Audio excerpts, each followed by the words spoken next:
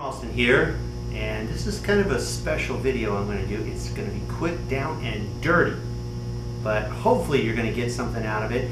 And it's really kind of geared to the younger audience, viewers that are out there. So if you're on a ledge, don't jump, because I'm going to get you through this. It's going to be super simple, super easy. But if you're that kid that wants to build themselves a bow, don't go cutting down your mom's tree, cutting yourself. That could be bad. Here's the easiest way to do it. There's a piece of PVC pipe. All right, so you go to the hardware store, you get yourself PVC pipe Schedule 40. It's all written on here on the side, Schedule 40. It's just what you find in your yard. You could actually dig up your mom's yard and she wouldn't care, I don't think. But you're gonna get yourself a piece of PVC that's about 59 and a half inches. That's what this one is, or 59 inches. So what you're gonna do, you gotta do the math. I know, this is the bad part, you gotta do math. Half of 59 inches, all right? 29 and a half. Mark it. From there, you're gonna go out another inch and a half on both sides of that. That's gonna be your grip. Then from your grip outward, 6 inches. You can make a PVC bow without it being flat. It doesn't have as much power. So, what you're gonna need, tape measure to get your markings. Magic marker or marky Sharpie so that you can mark it up. You're gonna need a lighter to burn your your paracord, and a heat gun. Now, if you don't have a heat gun, you can also use your parents' oven. Just put it to about 350 degrees, and then you would just shove just this side up into the door, and this much will actually fit inside the oven. The door will be open, but it'll get really, really hot. You want it to be able to be wiggly jiggly, okay? And then I'm gonna show you how you work it from there. But since I don't have an oven here in the store, and a pair of gloves. Now these are kind of special gloves. Definitely wear ones that can handle the heat, all right? These just happen to be special. They'll handle the heat as well. So I'll speed this up too, just to be able to save some time. But all I'm gonna do is I'm gonna heat this up from this end. I usually just put it right at the end. That heat transfers right up this tube. And you'll know when it's ready because it's going to get really, really soft, okay? Cue the really boring music because this takes a little while when you're using a little tiny heater gun here. But you're going to want to make it nice and even. And you go all the way up and down here, all the way to that mark. Don't go past your 6-inch mark, because you want to keep that really stiff and strong. The rest of it, here you go. And what I like to do, guys, is just to do one side first, get it really hot, and then I'll spin it. But the important thing is when you're crushing this thing, is to, when you get it really hot, this thing will have a tendency to wobble on you. So what you're going to want to do is when you start to press it down, and you can use a piece of wood, I have a piece of steel, to really put some pressure to get that pinched and then graduated.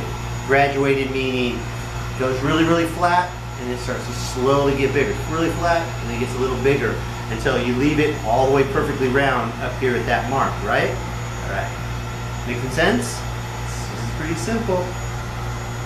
But I'm telling you, when you're done with this bow will be about a 50-pound pull.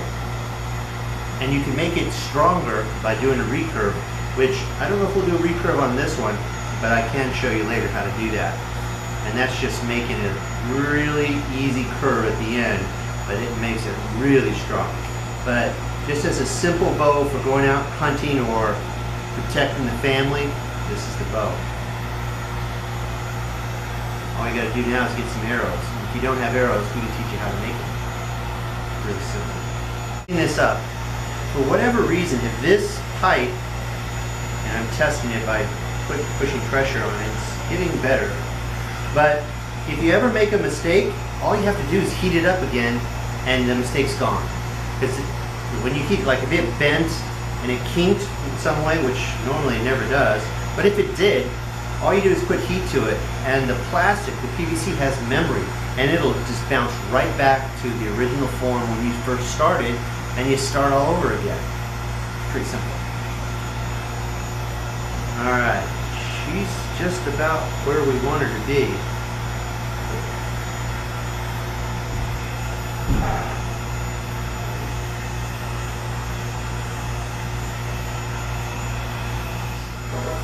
Getting all wiggly jiggly?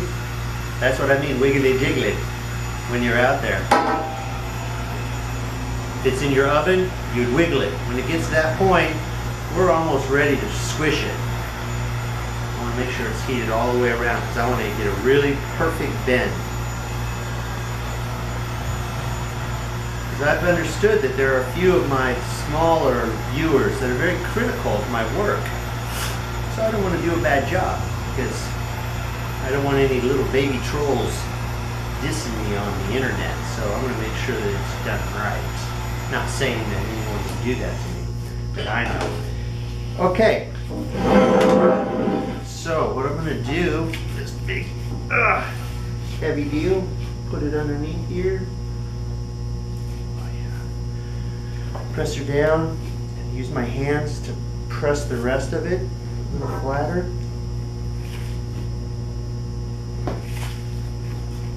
And if you're not heavy enough, just have your mom sit on it.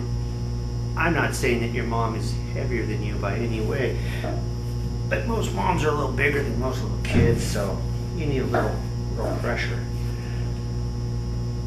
But the hotter you get it, the easier it squishes. And this one is pretty good. I could probably squish it a little more. You can see right up here, it's still a little hard. So even while this is working, I could work this end until I get that perfect pitch. Round to flat.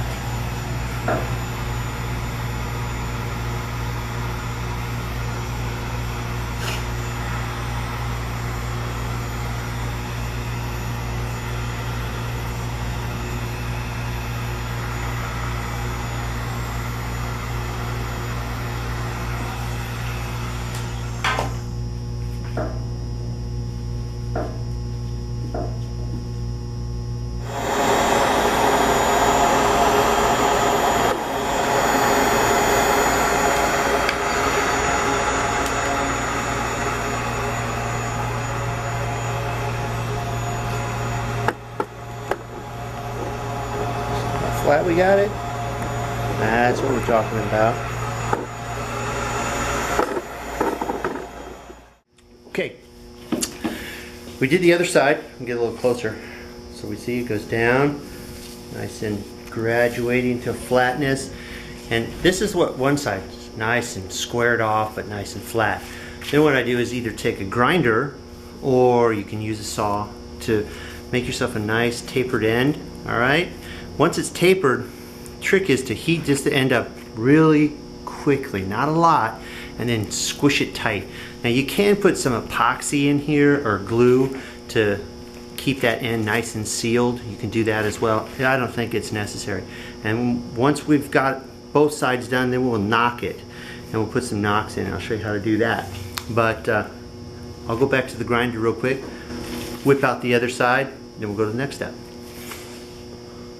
I know you're on the edge of the seat. Don't jump off at this point because we're almost done. So as we curved up that end, the notch, I use that little baby grinder over there that does really quick work of it. You could use a file, you could use a knife if you had to carve it in, and just make yourself a little loop on your paracord, wrap it around. See how nice that seeds in there? It's not going to come out. So I'm going to give myself about another 2 inches. Let's try that again.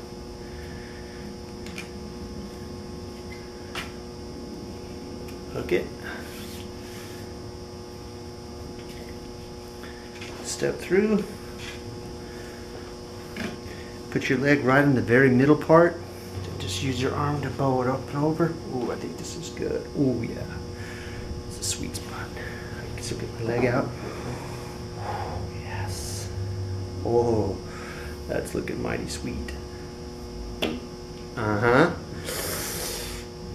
Yep. Right in the middle. Full pull. Oh. It's maybe a little more than 50 pounds. This is a pretty hard one, but it's good. That's it. For about $2 and some of your paracord, you got yourself a PVC bow. It's that simple, that quick. Now, to finalize it, I take more, really quickly, take another length of paracord, use that as the middle part, actually your grip. Just overlap the first one by about 2 runs, keep it coming. Pull some tension. This has elastic ability, so you want to pull all that elastic so it squeezes really tight and it'll never move on you.